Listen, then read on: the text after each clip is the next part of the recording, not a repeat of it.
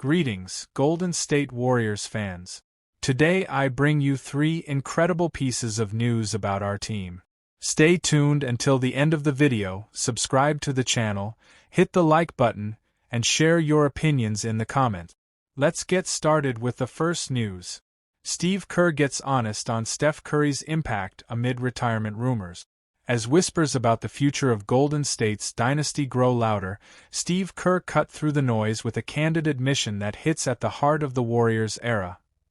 His longevity on the sidelines is tied directly to Stephen Curry.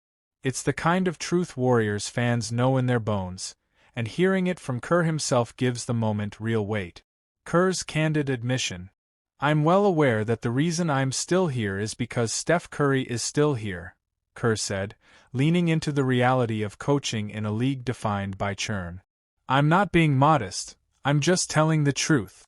If I didn't have Steph, I would have been like every other NBA coach and lasted a few years, and then gone somewhere else and coached somewhere else." The honesty lands because it mirrors what the eye test has shown for a decade. Curry isn't just the face of the franchise. He's the stabilizer of a culture that keeps everyone, including the head coach, aligned and competitive. A partnership that changed Warriors' history. Since taking over in 2014, Kerr has built a legacy next to Curry that few modern duos can touch. He passed every coach before him to become the winningest in franchise history and collected 4 championships with number 30 as the engine. The alternate history is easy to imagine. Kerr had a tentative agreement with the Knicks that year before choosing Golden State. Instead, he won a title in his first season and helped reimagine how the game is played. The connection wasn't just tactical, it was philosophical, from pace and space to unselfishness and joy, all orbiting around Curry's gravity. Reading the tea leaves on retirement. Kerr didn't announce anything, but his words point to a simple truth. As long as Curry is here, the purpose is obvious. When Curry eventually steps away, the organization will be staring down a different chapter. With veterans like Curry and Draymond Green deep into their careers, and even peers around the league like Jimmy Butler aging, the margin for annual contention narrows. That's why the idea of Kerr's timeline aligning with Curry's isn't far-fetched. It would be a storybook exit, even if the lure of competition, and, yes, the business side of the league, always complicates neat endings. What it means right now. Kerr's bottom line was gratitude and urgency. "I'm incredibly lucky to have this partnership with Steph, and he provides this stability and continuity with the organization that just makes everybody's job easier," he said. The end isn't here yet for either of them, which makes the mission clear for the Warriors. Squeeze everything out of the window they still have with their cornerstone and the coach who knows how to maximize him. For fans, that means savoring every night, because this era, defined by honesty, joy, and rings, won't be replicated. Second news. Pressure builds for Warriors after latest Jonathan Kuminga contract stance. The franchise that once defined offseason swagger is staring at its most delicate negotiation of the dynastic era.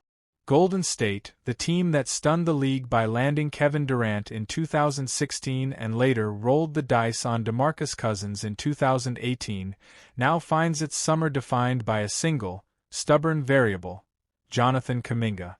What felt like a routine extension just months ago has morphed into a high-stakes standoff that could shape the Warriors' roster flexibility, trade leverage, and competitive window. What triggered the standoff?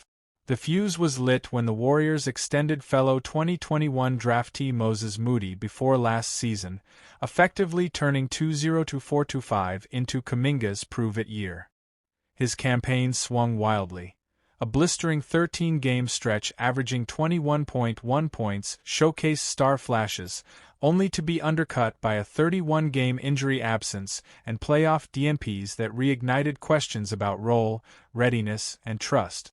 At 22, Kuminga remains one of the organization's most intriguing and polarizing assets, a player development bet wrapped inside a cap-sheet puzzle. The qualifying offer gamble. Here's the pressure point. Kuminga has signaled that the $7.9 million qualifying offer is more appealing than the Warriors' current 2-year, $45 million pitch. If he takes the qualifying offer, he lands a 1-year deal that grants him the ability to veto any trade during the season, then hits unrestricted free agency in 2026.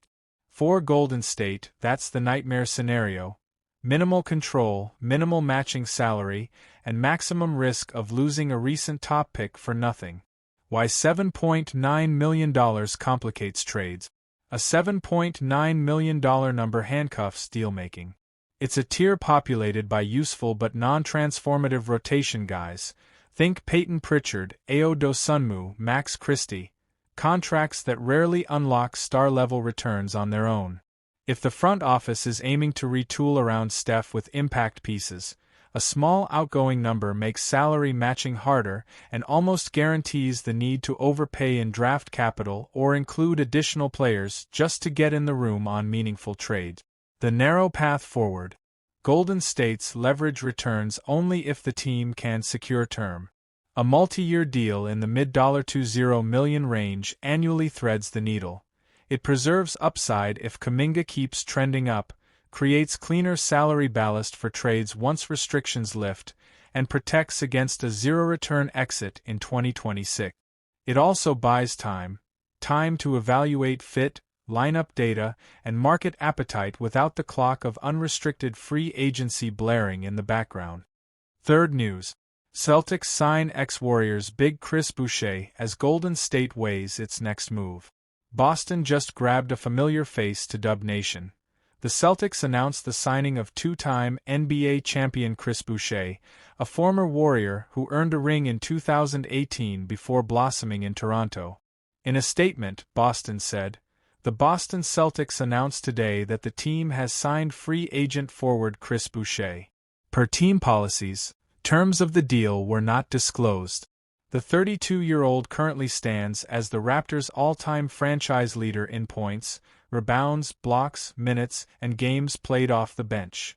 For a Celtics frontcourt that has already seen major change, Boucher brings instant energy, length, and shot blocking. Boston's pivot after frontcourt losses. The move follows a turbulent stretch for the defending champ. While Al Horford hasn't officially departed for the Warriors, reports throughout free agency have suggested he's expected to, and Kristaps Porzingis is headed to the Hawks due to CBA complications. With size and spacing suddenly in flux, Boston turned to Boucher's motor and versatility, an economical way to bolster depth while they retool around their core. What it means for the Warriors. For Golden State fans, the headline underneath the headline is timing. The Warriors remain in a holding pattern as they work through the Jonathan Kuminga decision, extend and build around him, or entertain trade value to reconfigure the roster. That uncertainty has effectively paused auxiliary moves, and potential targets like Horford appear to understand the weight. A Boston return for Horford isn't totally off the table, but the longer Golden State takes to resolve Kuminga, the more the market shifts around them. The frontcourt blueprint in San Francisco. Golden State's recent identity has tilted towards spacing and switchability at the 5. Kevin Looney's interior savvy has been invaluable, yet the staff has consistently explored stretch options and connective Swiss Army knife bigs. Hence the quick look at Quinton Post off the bench. Boucher, now off the board to Boston, brings weak side rim protection and verticality more than pick-and-pop gravity. Horford, by contrast, checks the Warriors' boxes: spacing, short roll playmaking, and defensive IQ in multiple schemes. The clock, the need, and the fit. The Warriors don't seem interested in getting younger for youth's sake. They want win-now fits who complement Stephen Curry's window. If Kuminga's situation resolves, expect the front office to move decisively to fill clearly defined roles: shooter size at the 5, defensive length on the wing, and second-unit stabilizers who can keep the offense humming. Boston's snag of an ex-Warrior in Boucher tightens the market, but it also clarifies the stakes. Maximize spacing and versatility, or risk another year of square pegs in round holes.